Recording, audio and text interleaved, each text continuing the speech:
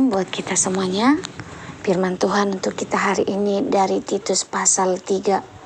Pesan-pesan penutup. Ingatkanlah mereka supaya mereka tunduk pada pemerintah dan orang-orang yang berkuasa. Taat dan siap untuk melakukan setiap pekerjaan yang baik. Janganlah mereka menfitnah, janganlah mereka bertengkar. Hendaklah mereka selalu ramah dan bersikap lemah lembut terhadap semua orang. Karena dahulu kita juga hidup dalam kejahilan, tidak taat, sesat, menjadi hamba berbagai-bagai nafsu dan keinginan, hidup dalam kejahatan dan kedengkian, keji, saling membenci. Tetapi ketika nyata kemurahan Allah Juru Selamat kita dan kasih-Nya kepada manusia, pada waktu itu Dia telah menyelamatkan kita, bukan karena perbuatan yang telah kita lakukan, tetapi karena rahmat-Nya oleh permadian, kelahiran kembali, dan oleh pembaharuan yang dikerjakan oleh Roh Kudus, yang sudah dilimpahkannya kepada kita oleh Yesus Kristus Juru Selamat kita, supaya kita sebagai orang yang dibenarkan oleh kasih karunia-Nya, berhak menerima hidup yang kekal sesuai dengan pengharapan kita. Kataan ini benar, dan aku mau supaya engkau dengan yakin menguatkannya, agar mereka yang sudah percaya kepada Allah sungguh-sungguh berusaha melakukan pekerjaan yang baik. Itulah yang baik dan berguna bagi manusia. Tetapi hindarilah persoalan yang dicari-cari dan yang bodoh, persoalan silsilah, percecokan dan pertengkaran mengenai hukum Taurat, karena semuanya itu tidak berguna dan sia-sia belaka. Seorang bidat yang sudah 1-2 kali kau nasihati, hendaklah engkau jauhi. Engkau tahu bahwa orang yang semacam itu benar-benar sesat dan dengan dosanya menghukum dirinya sendiri. Segera sesudah kukirim Artemas atau Tikhikus kepadamu, berusahalah datang kepadaku di Nikopolis, karena sudah kuputuskan untuk tinggal di tempat itu selama musim dingin ini.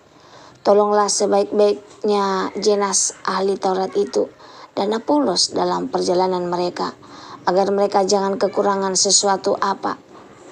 Dan biarlah orang-orang kita juga belajar melakukan pekerjaan yang baik untuk dapat memenuhi keperluan hidup yang pokok, supaya hidup mereka jangan tidak berbuah. Salam. Salam dari semua orang yang bersama aku di sini, dan sampaikanlah salamku kepada mereka yang mengasihi kami di dalam iman. Kasih karunia menyertai kamu sekalian.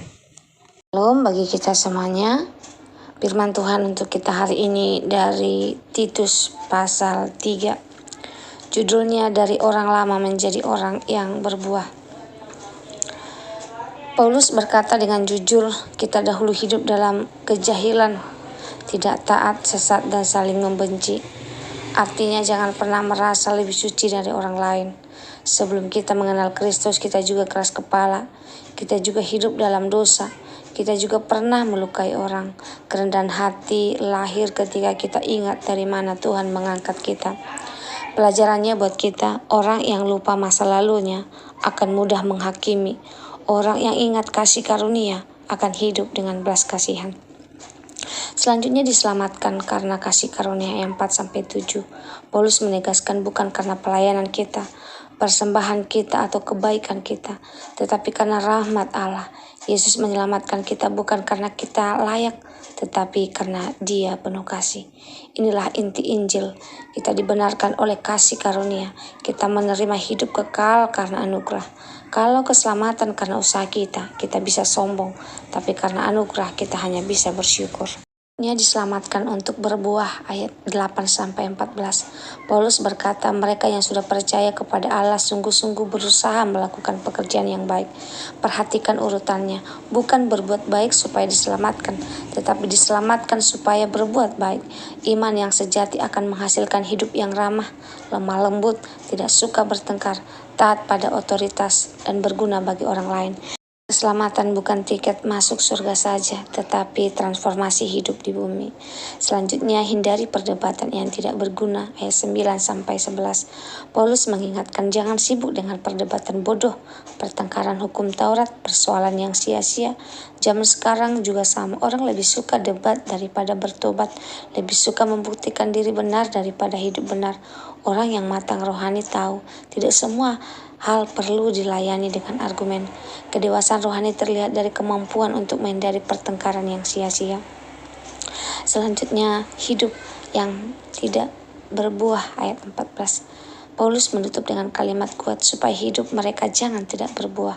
Tuhan tidak memanggil kita hanya untuk datang beribadah, mendengarkan firman, posting ayat firman Tuhan, tetapi untuk menghasilkan buah, menolong yang membutuhkan, menguatkan yang lemah, menjadi teladan di tempat kerja, membawa damai di keluarga. Pertanyaannya hari ini, apakah hidup kita berbuah atau hanya sibuk? Kasih firman Tuhan untuk kita hari ini ada 3. Yang pertama, ingat kasih karunia Tuhan atas hidupmu. Yang kedua, hentikan satu pertengkaran yang tidak perlu. Yang ketiga, lakukan satu kebaikan nyata pada seseorang. Kita dahulu orang berdosa, sekarang kita orang yang ditebus. Kita dulu hidup dalam kegelapan, sekarang kita dipanggil untuk berbuah.